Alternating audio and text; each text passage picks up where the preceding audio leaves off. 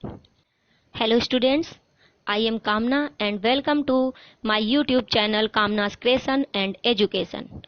Today we will read chapter 1 of Geography from NCERT book of class 7, that is Environment. So let's start the chapter.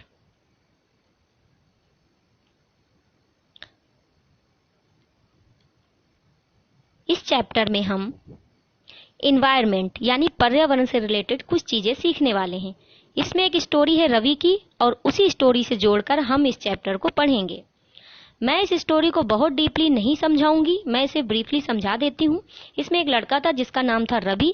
लंबी छुट्टियों के बाद वो school जाता है तो उसने देखा कि वहाँ जहाँ खेला करते थे वहाँ पर अब अनेक फ्लैटों वाली बिल्डिंग बनेगी। वो बहुत दुखी हो गया। ये बात उसने अपने दोस्तों को भी बताई। तो रवि जब क्लास में पहुंचा तो उसने टीचर से पूछा, व्हाट इज एनवायरमेंट, मीन्स पर्यावरण क्या है। तो टीचर ने कहा, whatever you see in your surrounding is called environment, means जो कुछ भी आप अपने आसपास देखते हो उसे पर्यावरण कहते हैं।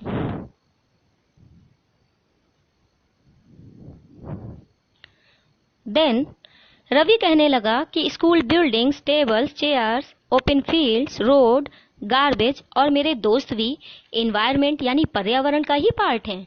देन टीचर सेड, तब टीचर ने कहा, यस बट वेट, कुछ चीजों का निर्माण प्रकृति ने किया है। For example mountain, rivers, trees, animal.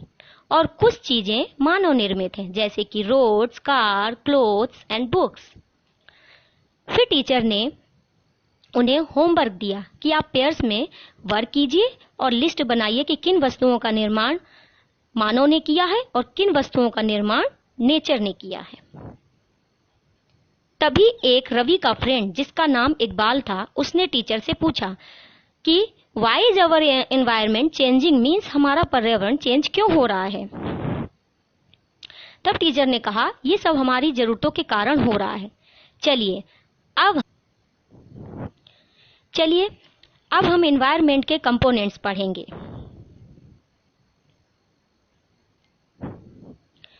There are three components of environment, that is nature, human made and human. आप इस डायग्राम में भी देख सकते हैं। नेचुरल एनवायरनमेंट के एग्जाम्पल हैं like air, water, land, living things.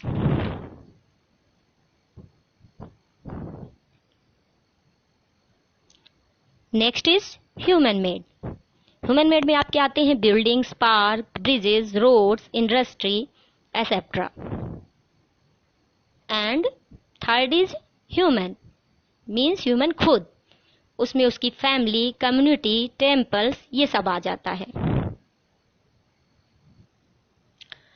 Late us read about biotic and abiotic. There is a line, the natural environment refer to both biotic and abiotic condition existing on the earth, means प्राकृतिक पर्यावरण में पृथ्वी पर जो पाई जाने वाली जीवी और अजीवी दोनों परिस्थितियां सम्मिलित हैं। ओके, बायोटिक मीन्स आपकी आ जाती हैं लिविंग थिंग्स जो हैं plants and animals, birds, insects. And जो एबॉयटिक है उसका मतलब है non living things, examples land, soil and air. अच्छा, आप मुझे बता सकते हैं कि इन्वायरमेंट वर्ड जो है वो कहां से लिया गया है? आप बॉक्स में भी देख सकते हैं। चलिए मैं ही बता देती हूं। Environment word takes from a French word environ, meanings neighbourhood, means पर्यावरण यानी एनवायरमेंट शब्द की जो उत्पत्ति है वो फ्रेंच शब्द एनवायरोने से हुई है जिसका अर्थ है पड़ोस।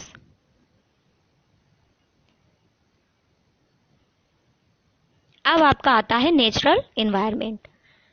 इसमें आपके आ जाते हैं land, water, air, plants and animal, ये सभी नेचुरल एनवायरमेंट बनाते हैं। अब हम 4 डोमेन्स ऑफ अर्थ को डिटेल में पढ़ेंगे। 4 डोमेन्स कौन कौन से होते हैं? Lithosphere, hydrosphere, atmosphere and biosphere. So first is Lithosphere. Lithosphere is the solid crust or the hard top layer of the earth. It is made up of rocks and minerals and covered by a thin layer of soil. Lithosphere को मैं diagram के द्वारा बताती हूँ। पृथ्वी की ठोस परपटी या कठोर ऊपरी परत को स्थलमंडल या लिथोस्फीयर कहते हैं, जो चट्टानों एवं खनिजों से बनी होती है एवं मिट्टी की पतली परत से ये ढकी होती है। लिथोस्फीयर वो डोमेन है जिस पर हम खुद रहते हैं।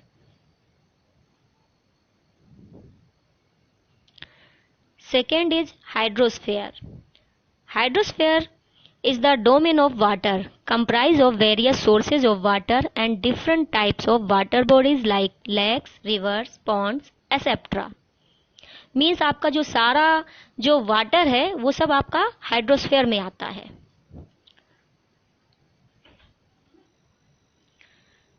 Third is atmosphere.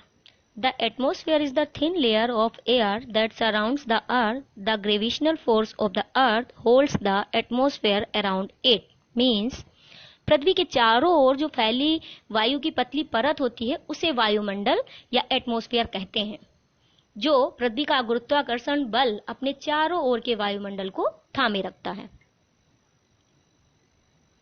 Next is biosphere. Plant and animal kingdom together make biosphere or the living world. It is a narrow zone of the earth where land, water and air interact with each other to support life. Means पौधे एवं जीव जंतु मिलकर जो जैव मंडल या सजीव संसार का निर्माण करते हैं, ये पृथ्वी का वो संकीर्ण क्षेत्र होता है जहां स्थल, जल एवं वायु मिलकर जीवन को संभव बनाते हैं। नेक्स्ट टॉपिक हमारा इकोसिस्टम है. What is ecosystem?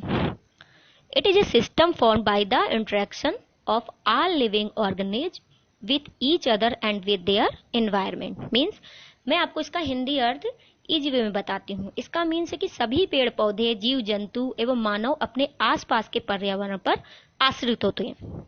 Means biotic and abiotic components जो होते हैं, जो इंटरेक्शन होता है वो इकोसिस्टम होता है. For example a ponds ecosystem. हम एक पॉन्ड्स इकोसिस्टम लेते हैं जैसा कि आप इस डायग्राम में देख सकते हैं. इसमें सब एक दूसरे पर निर्भर हैं. एनिमल्स को प्लांट्स की जरूरत है, प्लांट्स को सनलाइट की और बर्ड्स को इंसेक्ट्स की. तो आई होप आपको इकोसिस्टम समझ में आ गया होगा. चलिए अब हम वाटर सिस्टम के बारे में जानते हैं. जैसा कि आप बॉक्स में देख रहे हैं, बॉक्स की चीज़ें पढ़ना बहुत ही ज़रूरी होता है. इसे ज़रूर आप लोग पढ़ा करिए. बार्टर सिस्टम, इसे हम कहते हैं वस्तु विनिमय पद्धति. It is a trade in which goods are exchange without the use of money. Means ये वस्तुओं की अदला बदली का व्यापार है जिसमें धन का प्रयोग नहीं होता. इसमें आप देख रहे हो 3 लोग आपस में अपनी चीज़ें एक्सचेंज कर रहे हैं. किसी को आलू चाहिए, किसी को चावल चाहिए, वो आपस में मिलते हैं और अपनी चीज़ों को एक्सचेंज कर लेते हैं. ये होता है आपका बार्टर सिस्टम. हमारा लास्ट टॉपिक है ह्यूमन एनवायरनमेंट. ह्यूमन एनवायरनमेंट मतलब मानव पर्यावरण. मानव अपने पर्यावरण के साथ पारस्परिक क्रिया करता है और उसमें अपनी आवश्यकताओं के अनुसार परिवर्तन भी करता है. प्रारंभिक मानव ने स्वयं को प्रकृति के अनुरूप बना लिया था और उनका जीवन सरल भी होता था पहले के लोगों का. समय के साथ कई प्रकार की आवश्यकताएं बढ़ी लोगों की, तो मानव ने पर्यावरण के उपयोग और उसमें परिवर्तन करने के कई तरीके भी सीख लिए. उसने फसल उगाया, पशु पाले एवं स्थायी जीवन भी सीख लिए. फिर पहिए का आविष्कार हुआ. उसके बाद वस्तु विनिमय पद्धति का भी विकास हुआ, जो आपने बार्टर सिस्टम पढ़ा हुआ था. व्यापार आरंभ हुआ. परिवहन तेज गति से प्रारंभ हुआ. इंफॉर्मेशन यानी सूचना क्रांति से पूरे विश्व में संचार सहज हो गया. आप देख सकते हैं जैसे कि कोई भी सूचना आसानी से एक स्थान से दूसरे स्थान तक जा सकती है. अब नीचे क्वेश्चन दिया गया है. Have you ever thought why you love eating A juicy watermelon in summer and hot roasted peanuts in winter. Means क्या आप जानते हैं कि आप गर्मी में रसीला तरबूज एवं सर्दी में भुनी हुई मूंगफली खाना क्यों पसंद करते हैं? क्योंकि प्राकृतिक एवं मानवीय पर्यावरण के बीच सही संतुलन होना बहुत ही ज़्यादा आवश्यक है। आई होप आपको ये चैप्टर समझ में आया होगा। अब मैं आपको 2 क्वेश्चन दे रही हूँ, उसका आंसर आपको कमेंट बॉक्स में लिखना है। Thank you for watching. Bye.